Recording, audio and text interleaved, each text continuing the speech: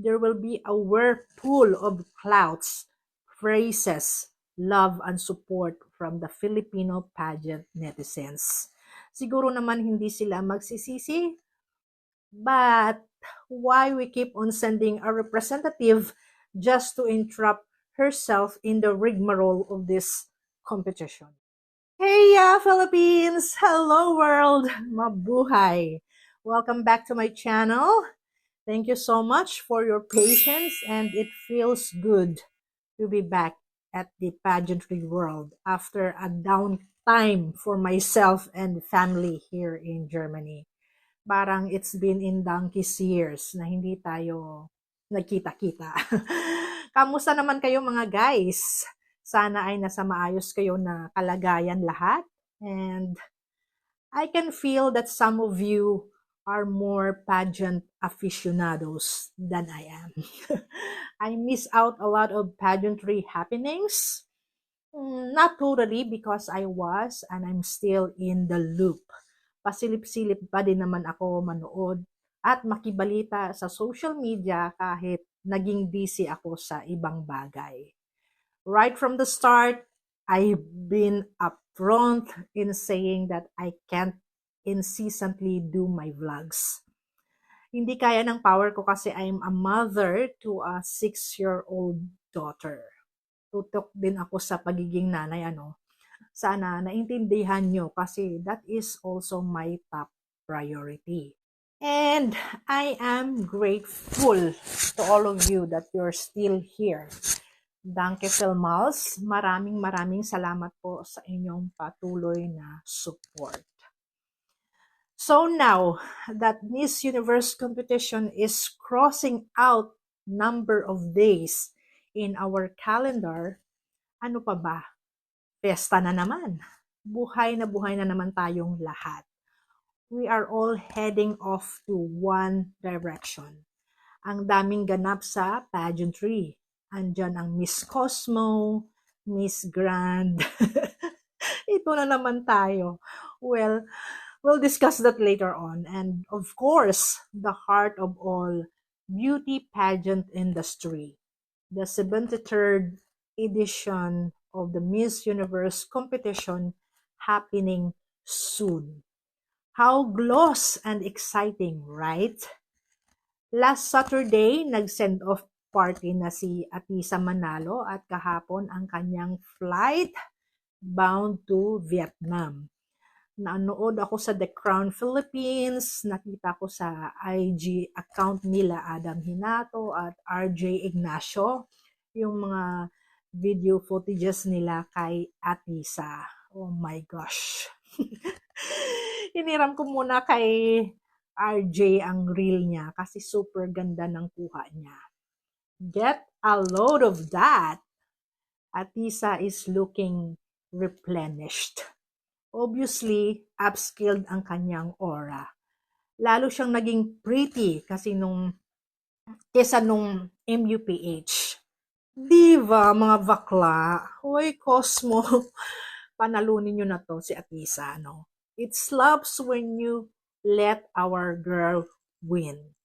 Pero ano sa inyo mga guys? Haven't it crossed to your mind that Atisa will going to win? Of course, we have. Kahit matinik niyang kalaban dito si Frankie Russell from New Zealand na another half Filipina who's supposed to join at Miss Universe platform. Kahit drop dead gorgeous din itong si Frankie. However, Atisa is way ahead to fit the mold. We could only assume the possibilities. Yet the win crown essence is on Atisa. Kung maging wais ang Cosmo World Organization, if they want to be the next in line to becoming a well-known pageant, then this is a high time to point their finger to the Philippines. We are so sure naman na kapag nagawa nila yan, they would earn brownie points from us. There will be a whirlpool of clouds, phrases, love, and support from the Filipino pageant netizens. Siguro naman hindi sila magsisisi kung kay Atisa nila ibibigay ang crown, di ba? Now, punta naman tayo kay CJ Opiasa. Ito na nga mga guys, the most awaited official statement has came out that CJ Opiasa is going to participate the upcoming Miss Grand Philippines pageant. Does it still sounds pure fun to you? You know the notion why I'm asking. I know it's not an edifying sense kasi alam naman natin ang reputation ng MGI, but why we keep on sending a representative just to entrap herself in the rigmarole of this competition? O naaalarma ako para kay CJ. Parang sure ako na manalo si CJ, ano? Pero ngayon pa lang kasi, ramdam na natin kung gaano siya kalakas at pwede talaga siya manalo. Kahit halimbawa magbanggaan pa sila ni Celeste Cortese kasi napabalitang sasali daw si Celeste sa MGI. Si J is way ahead and shoulders above to strut herself on the stage. We know well her capabilities. Kung appointed na nga lang sana ang gagawin ni Sir Arnold Bigafria, CJ is the Hail Holy Queen candidate, second to Miss Samantha Bernardo. Truth be told, I have actually mixed emotions. I am feeling both excited and worried for CJ, or shall I say more worried than excited. Baka mamaya ibabasura na naman tayo ni Nawat. Diyos ko Lord. Yan ang pinakamasakit, lalo na kung si CJ ang nilalaban natin doon. I adore CJ, pero parang ayokong manood ng NGI pag siya ang naging representative natin. I don't know. At ito mga guys, share ko lang. Mga 2 months ago, I met some Vietnamese and Thai people in an Irish pub concert. There were 4 Thai nationals at 2 doon bading na mahilig din pala manood ng beauty pageants. So, napag-usapan namin ang pageantry. Fast forward, they asked me why Philippines is so good when it comes to beauty pageant. Sabi ni Ok, paano namin kayo matalo? That was a nice question. Nakaka-proud. Naniniwala sila na magaling din sila, pero challenge daw sa kanila kung paano nila lamangan ang galing natin. I told Ok that like you Thai people, we are doing our best. We are Asians, but we have distinct differences.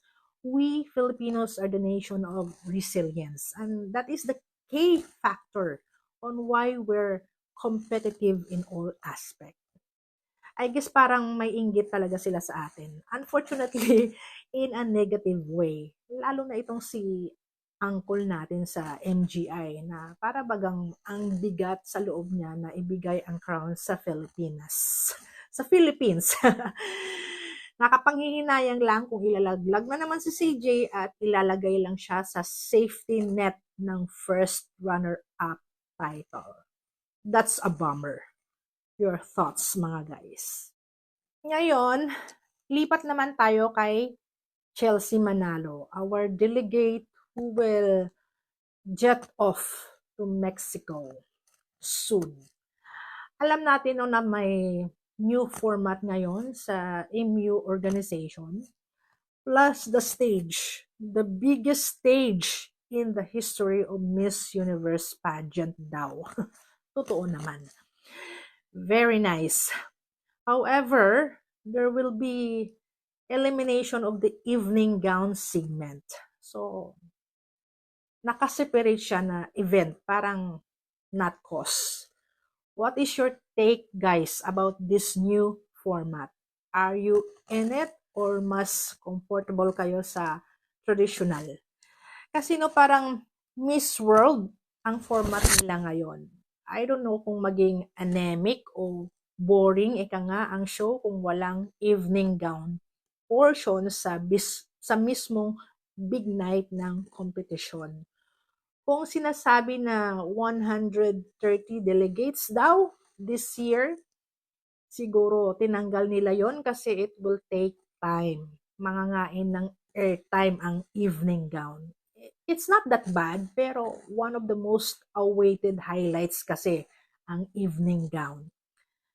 Tingnan na lang natin, no, how the entire show would play out.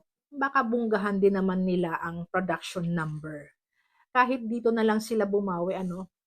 Pero what if kung matagal ang commercial breaks? Naku, expect na natin to. Alam naman ng MU organization na kahit manggalaiti tayo, panuorin at panuorin pa rin natin ang Miss Universe na para bang tayo talaga ang mag-a-adjust sa kanila. Right? By the way, how fortunate Chelsea Manalo to secure a spot.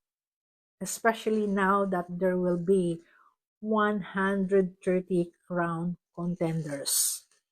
Grabe, no, ang dami nila. Kulang na lang 65 countries para buo ang bilang ng buong continents. Ang bilang ng bansa ng buong continents. Sabi ay may mga lilitaw na first-timers lang na participants. This is probably the main reason why the MU organization needed to veer its course from traditional format. May top 30 selection of semi-finalists, then top 25, which will be chosen by panel of judges. May isang fan vote, tapos they're whittled down to top 12. Siyempre, dyan na kukunin ang top 5. So ngayon pa lang mga guys, sobrang sikip na ang listahan natin at mahirap hulihin kung sino ang mananalo this year. Matinding salaan at kung may dalang buena si Chelsea, aabot siya sa final cut.